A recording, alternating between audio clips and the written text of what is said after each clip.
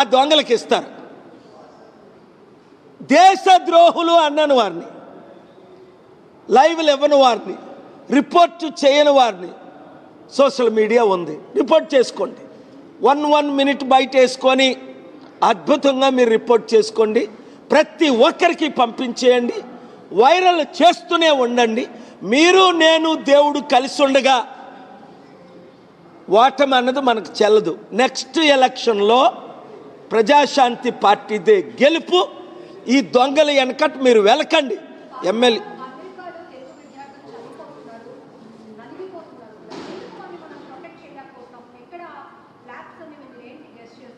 నేను ఎందుకు, చాలా మంచి ప్రశ్న అమ్మా. మీ పేరు లక్ష్మి గారు. నేను ఎందుకు ఇప్పుడు అమెరికాలో లేను అంటే సత్యం చెప్తే మీరు షాక్ అవుతారు. ఒక కోర్టు కేసు, ఒక ఇల్లీగల్గా ఉన్న కోర్టు కేసు, డబ్బులు ఇచ్చి మేనేజ్ చేస్తున్న కోర్టు కేసు, ఒక సింపుల్ ఆర్డర్, చట్ట విరుద్ధంగా ఇచ్చిన ఆర్డర్ని డిస్మిస్ చేయనందుకు ఇంకా నేను ఇక్కడే ఉన్నాను. వీలైతే 72 గంటల్లో ఆమరణ నిరాహార దీక్ష కూడా చేయాలనుకుంటున్నాను. ఆ కోర్టు కొరకు ఇప్పుడు నేను చెప్పను. ఆ జడ్జి కొరకు, ఒక ఆవిడ ఇది ఇల్లీగల్ చేస్తున్న నాగమని ఆవిడ కొరకు మీరు ప్రార్థన చేయండి. దేవుడు 72 గంటల్లో వారి ద్వారా న్యాయం చేసే, ఎందుకంటే ఆ ఒక్క ఆర్డర్ అయిపోగానే డబ్బులు వచ్చేస్తాయి. డబ్బులు వస్తే నేనే కొన్ని వేల మందిని నా సొంత ఫ్లైట్లలో లేదా ప్రైవేట్ ఫ్లైట్లలో డబ్బులు ఇచ్చి, నా ఫ్రీజ్ అయిన డబ్బు రిలీజ్ అయిపోద్ది, నాకు ఎఫ్సిఆర్ఏలు వచ్చేస్తాయి, నేనే ఆర్గ్యూ చేస్తున్నాను.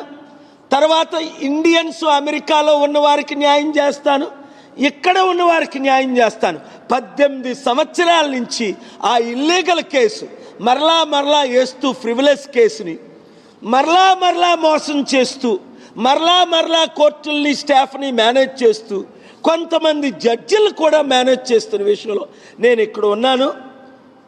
స్టీల్ ప్లాంట్ కొరకు ఇక్కడే ఆమరణ నిరాహార దీక్ష చేసి ఎలా గెలిచామో మీ మద్దతుతో, పోలీసులు వచ్చి నన్ను ఈడ్చికెళ్ళినా అదానీ గెలవలేదు, మోదీ గెలవలేదు, మనమే గెలిచాం. 5 ఆర్డర్లు తీసుకొచ్చాను. అలాగే అతి త్వరలో ఈ కోర్టు విషయాలు, సత్యాలు సుప్రీంకోర్టు చీఫ్ జస్టిస్కి, ఏపీ హైకోర్టు చీఫ్ జస్టిస్కి లెటర్ రాసి డీటెయిల్స్ పంపించి కేసు వారి మీద వేసి, అప్పుడు ఎందుకు నేను నెల రోజులు అయినప్పటికీ, ట్రంప్ ప్రెసిడెంట్ అయి దాదాపు 20 రోజులు అయినప్పటికీ నేను ఇంకా వైజాగ్లో ఎందుకున్నాను? మీరు మంచి ప్రశ్న అడిగారు. అతి త్వరలో మీకు ఫ్యాక్ట్స్ బయలుపడతాను. Thank you.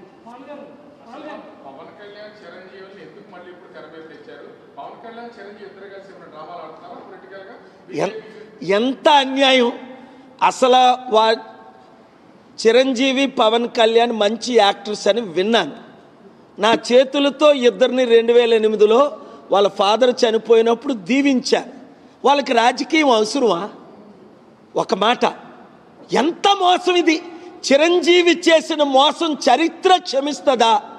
27% ఉన్న కాపులు క్షమిస్తారా? 60% ఉన్న బీసీలు క్షమిస్తారా? చిరంజీవి ఏం చేశాడు? కంప్లైంట్లు చూడండి. 1500 కోట్లు 336లో 334 మంది దగ్గర యావరేజ్ 5 కోట్లు కలెక్ట్ చేసి, ఎమ్మెల్యే ఎంపీ టికెట్లు అమ్మి మీరు పోటీ చేయండి రా అంటే బంగారాలు అమ్ముకొని ఎంతమంది నన్ను కలిశారు. అదే ప్రజారాజ్యం పార్టీ హోల్సేల్గా ఒక 500 కోట్లు క్యాష్కి ఒక మంత్రి